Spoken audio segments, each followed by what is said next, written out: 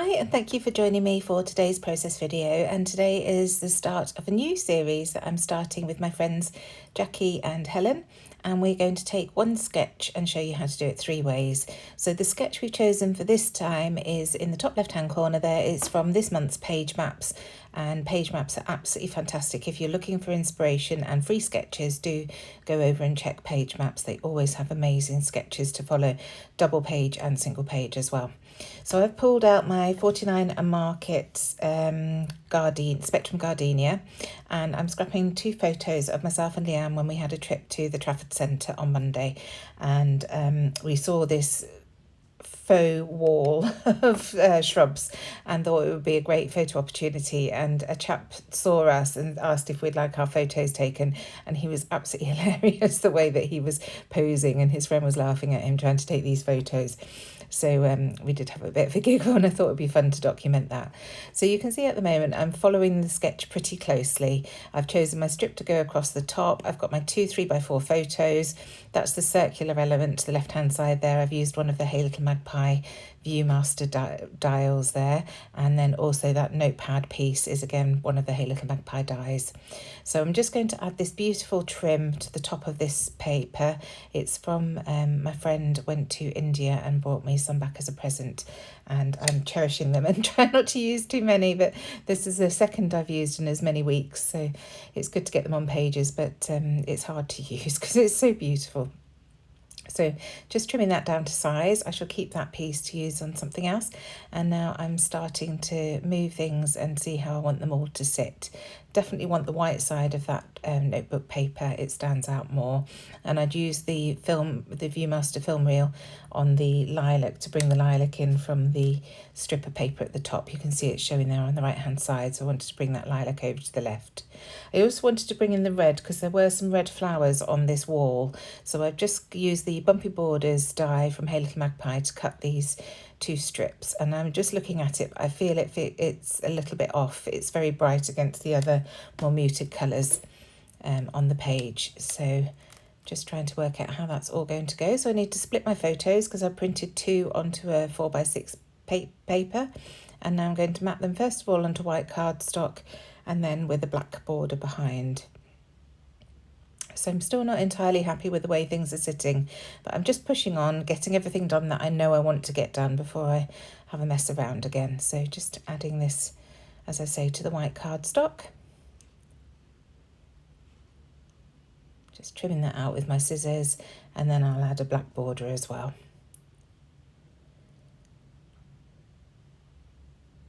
There we go, so there's the black border on. And now I can have another little play to see how I want all this to go. So I decide I want to distress the edges, thinking that will make me feel a bit better. So just using my Tim Holtz edge distresser on here, and you can see I've used this paper previously to die cut some leaves, but that's going to be covered by the photos, so I wasn't too concerned about that. So merrily sticking these down, thinking that this is what I'm going to use, but I do change it shortly, you'll see. Just overlapping those photos slightly on top of one another. And that stripy paper, I've cut 2 strips from a 6x8 pad because I didn't have any 12x12 left, but I can make sure that the join is covered by the circular element, so I wasn't too concerned about that.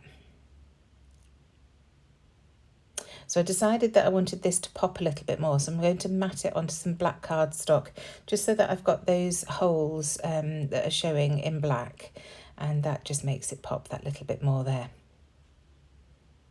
So just getting that adhered down, and the notebook piece. I realise that this paper is ever so slightly too long, so I'm just trimming that down slightly. And then getting these pieces stuck down. Still unsure about these red strips at this point. So I get all that stuck down like that. And then I decide that I want to change that green piece. So I find this gorgeous 6x8 paper with all the strips, and I think that's going to work much better for me with these photos. So I'm just going to stick the photos down, and then I shall trim along the bottom of that edge of the paper. So I just need to trim the top a little bit per the sketch so that the photos are overlapping the top. I'll get those situated and then trim that edge. And I just use my cutter bee scissors. They're brilliant for detail work like this. And I'm going to leave a white border so I don't have to be too precious about the way I cut it. But already you can see it's looking much better, and it's got a bit more of the red, so I can use these borders more freely now without worrying that they clash against everything else. So just having a play working out where I want those borders to go before I trim this out. And here we go. Just roughly going round, like I say, leaving a white border. And I'm really liking how that looks. I've also got in mind that I've got the rub-ons from 49er Market, the leaf rub-ons that I can add. So this is where I changed the sketch. So I've got all the elements of the sketch there, but I'm switching it around. So I wanted to have everything vertical rather than horizontal. So I've just moved that strip over to the left-hand side. So in effect, rotated the sketch around by 90 degrees, but then I've kept my photos as portrait rather than landscape. I will also move that notebook paper and Viewmaster to the right-hand side of the photos. I just thought it looked a bit better when it was on that side. So just playing around with these edges, trying to decide where to put them, and then I'm also going to add some pink ink to the left-hand side where that white card was showing, just to bring a bit of interest in. I am going to add a lot more mixed media to the background shortly, but this is just the start. So using a little brayer, any brayer that you've got would do for that, and then using my edge distresser just to distress that edge of the paper, and then I can get that situated. So there we go, that's that in place. And then just bringing in, as I say, bringing in the photos and moving that Viewmaster over to the edge. So just shifting those photos along slightly. I decided I prefer them better that way round. So I'm just going to stagger them ever so slightly, overlapping one another. I just like the way that looks. And then there's that notebook paper that I'm bringing into the right-hand side. So you can see if you look at the sketch, that area there I've just mirrored, so I've put the circular element on the right hand side and the photos on the left, but otherwise it's still pretty much as it is. So now I'm adding those 2 strips of 6x8 paper, and you can see the join is underneath the photos, so there was absolutely no worry. It looks like a continual piece, nobody would know. In fact, I probably could have just used one piece looking at that and just cut it in half and then added half to the top and half to the bottom, but there you go. This wasn't the design when I first started. It took an unexpected turn. So I'm just going to rough up the edges of that zigzag paper, that stripy paper. I'd forgotten to do that before I stuck it down, so just use my fingernails to just pull that up and distress the edges slightly.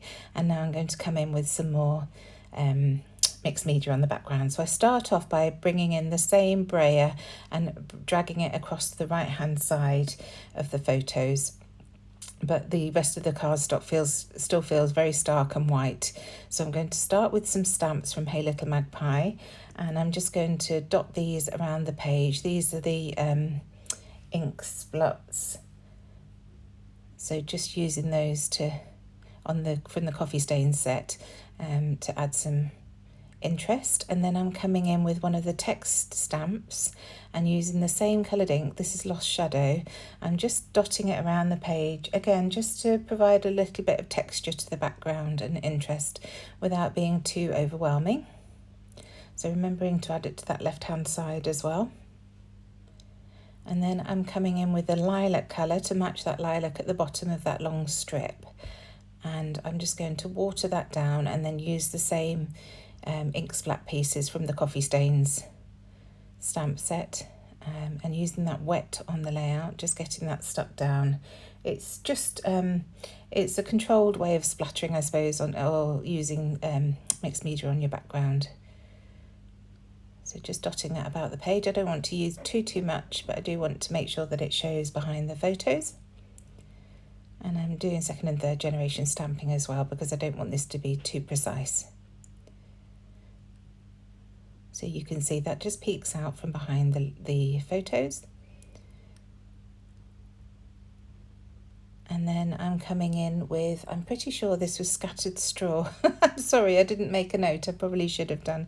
I just wanted to warm everything up a bit. That pink and lilac are very cool toned, and I just wanted to bring in a little bit of warmth to the page. So again, using those same stamps or the same stamp set to bring that in, and then adding some splatters as well, just to break everything up a bit. So coming back in with the pink now and adding some splatters as well. And I should just smear that a little bit around the page as well, just to liven up that background really and stop it from being a stark white when everything else is really quite grungy.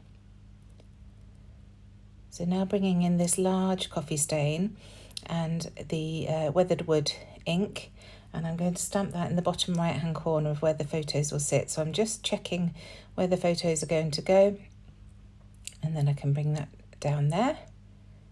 And as soon as I've stamped it down, I think, gosh, that's terribly dark, but in fact it does dry much lighter. I'm looking at the layout now and it's not nearly as dark as it is there. So just coming in with a little bit more of that pink, again using that stamp, and I'm just using these stamps as they are without watering anything down this time, just to bring some more pink around the page. And that's looking much more lively. So I brought the photos back in, and now I'm adding those bumpy border strips that I cut from the red, and I'm much happier with the way that sits against the colours. As I mentioned, replacing that matte that had the photos on made a huge difference there. So getting those photos stuck down, just checking that I'm happy with where I'm putting them, and then I can add those bumpy borders. So of course using my T-square ruler just to check that everything's straight. And then I can glue those down. So while I'm doing that, please do check the description box down below.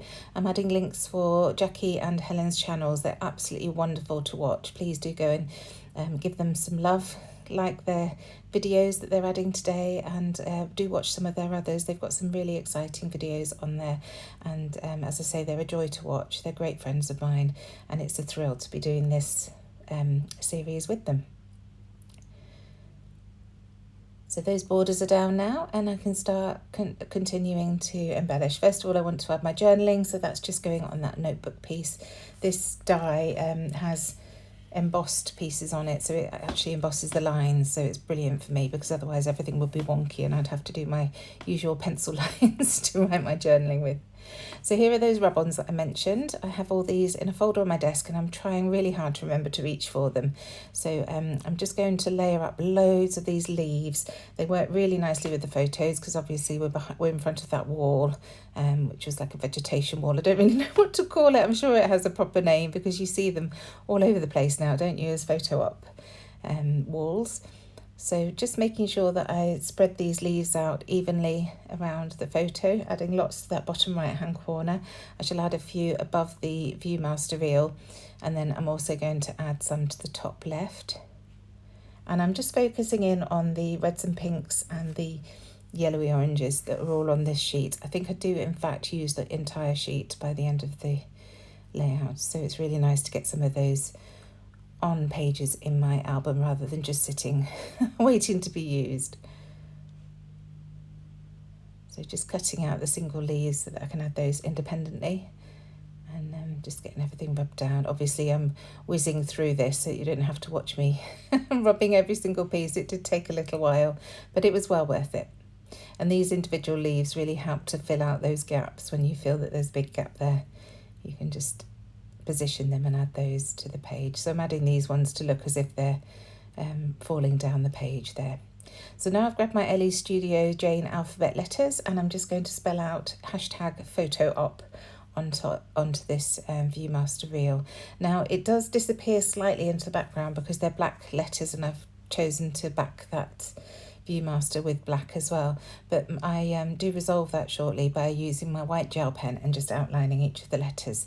And it's very subtle, but it's just enough to make that title pop that little bit more. So there are some of the leaves in the top left hand corner. I've got a few more to add. This big piece that's going to go down the bottom here, and that really fills that space nicely. And then I'm going to bring some tabs to the top here, which I quite often do to add my date. So the black one will hold the date. The brown one is just a really nice craft tag that sort of adds balance. And then the stripy one, I use one of the Hey Little Magpie dies and just cut myself a load so that I've got them on my desk ready to use. And I just like the height that those circular ones add to a page. So getting those glued down, and then I can add my date. I just use a roller date stamp or some scrap white cardstock, cut that out and glue that down. And then I'm going through some of the bits and pieces that I've got from the Spectrum Gardenia collection. So I've got a couple of tickets here in the colours on the layout, which work nicely, and a little orange stamp, again the colours that I've used. So I glue all these down and then find something else that I want to add behind. So I will have to pull them up in a minute and get the film strip that I find glued down. But it's not an issue. Luckily I hadn't used too much glue, so it was fine. I find this little word phrase that says, "You are my sunshine," and Leanne's my best friend and she always brings sunshine into my life, so I thought that worked nicely. And then just going around with my white gel pen, as I say, to brighten up that title slightly. So here's the roller date stamp to add that date. Almost there now, a few more bits to add.